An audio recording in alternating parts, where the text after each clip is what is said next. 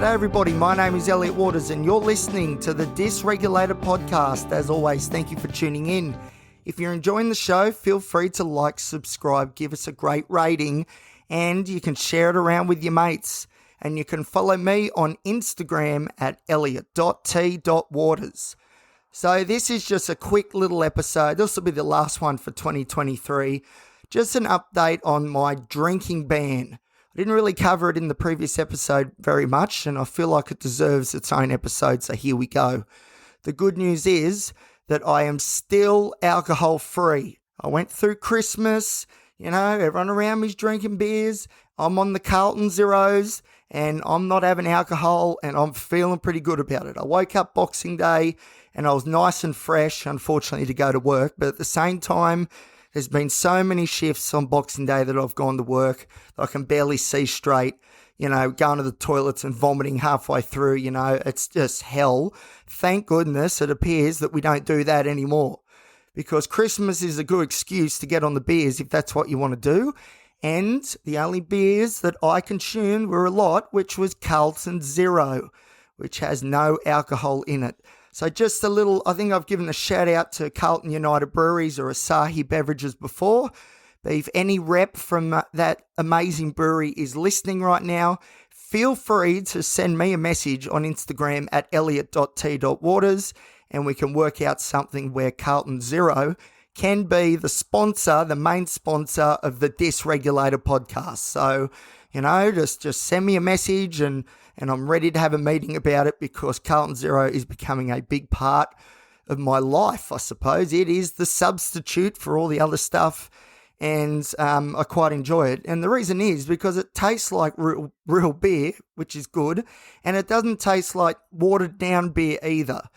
Now, I'm not just talking about Carlton Zero because, I want to be fair, but these zero alcohol beers are getting, is across the board, are sort of getting like this. You drink one, you wouldn't really know it's got no alcohol in it, except if you have 6 of them and you can still walk straight and you're not talking rubbish.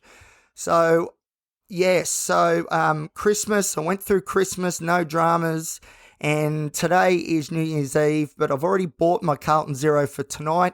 And I'm already planning, I'm going to go for a bit of a drive around and watch the fireworks here in Newcastle, down in the city. I'm going to be driving around drinking my Carlton Zero. I'd love to get pulled over by the police and say, sorry fellas, it's a Carlton Zero, mate.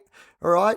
You can't get me for that. So, if they breath test me, it was the last time I had a drink, Elliot. Like 5 weeks ago, mate. I'm off it. Yeah.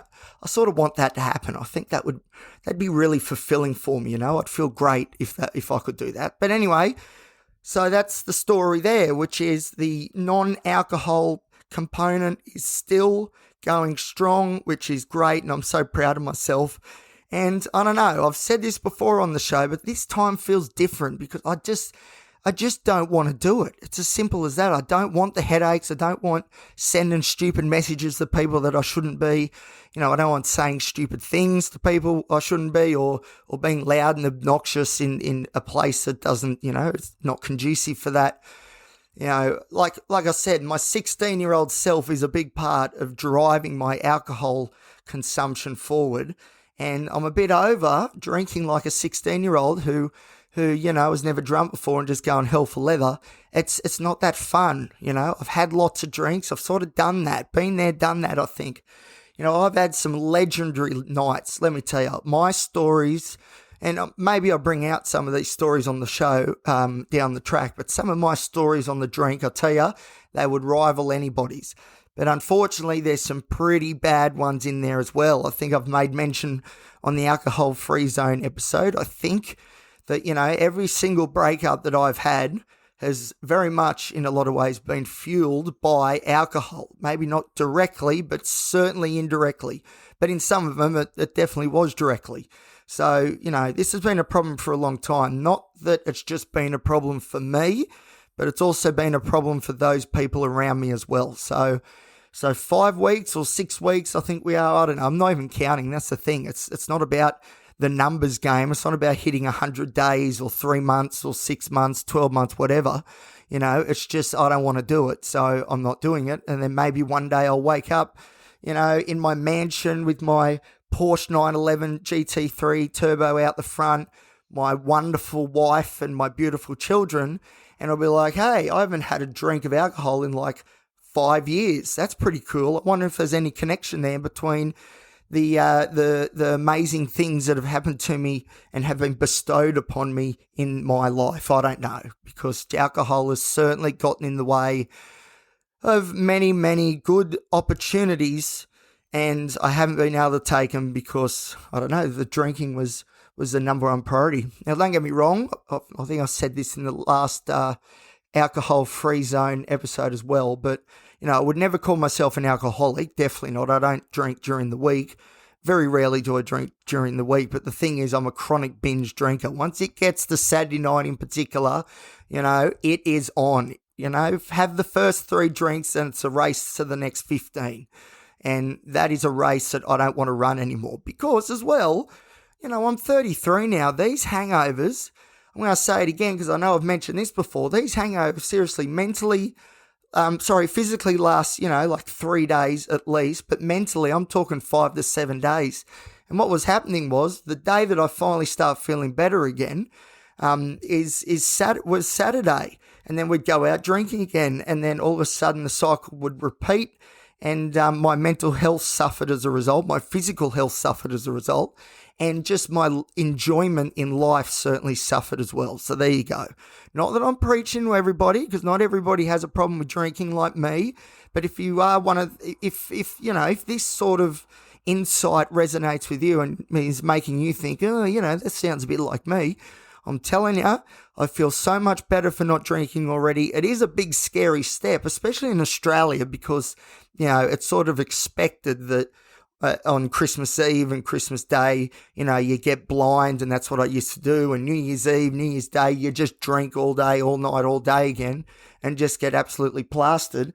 That is not in my repertoire anymore. And standing back now, being a little bit elitist, I'm thinking I never really had that much fun doing that sort of stuff anyway. So it's a really empowering move, and I'm really happy to say that we got through a pretty tough period at Christmas where a lot of people around me were drinking, and New Year's is tonight, which is another of those high-risk situations. But I'll tell you what, I've already bought me carton of Carlton Zero. I'm ready to go. I'm in the right headspace not to engage in drinking and everything that comes with it. So that in itself is very exciting, and I thought I'd better let you know that is still continuing, because remember, and it's true, you guys are holding me accountable. The last thing I want to do, which I've done on this show before, is get up on here and say, I didn't drink for like 3 weeks, but I succumbed to it, and I'm so depressed and hungover, blah, blah, blah, blah. I'm not doing that anymore, because we are headed forwards, and that stuff just held me back. So no more drinking for me. And again, and two, I also want to say and make this point as well. A lot of people can have alcohol and have it in a healthy manner, and it doesn't affect things and doesn't wreck their life like it has with me at times, wrecking relationships or losing licenses or getting into fights that were unnecessary, or just, saying things to people that you probably wouldn't say when you're sober, and you've got to apologize for that sort of stuff. There's a lot of people out there, I realize, the lucky ones, that doesn't happen to them. They have a few drinks, they have a really good time, and that's it. We move on. But unfortunately for me, a couple of drinks, usually when I get to drink 3, then it's like, all right, we're on, baby. Let's just slam them as much as we can. And then after, 5, 6, 7 beers, then we get on the vodka Red Bulls, and then who knows what happens after that. Maybe other substances could be involved, whatever. That stuff is not happening anymore. And I think that is a great move, especially as a 33-year-old whose hangovers are so brutal. All right, well, that's it for me. This is the last episode of 2023. I can't wait to see you next year, and I will do a little check-in, whether it's tomorrow or the day after, just to show again that I didn't drink over the New Year period and that we're staying to the course. And I thank you all for keeping me accountable. I really do appreciate it. All right, thank you guys. Have a good New Year's, and I'll see you next time here on the Dysregulated podcast.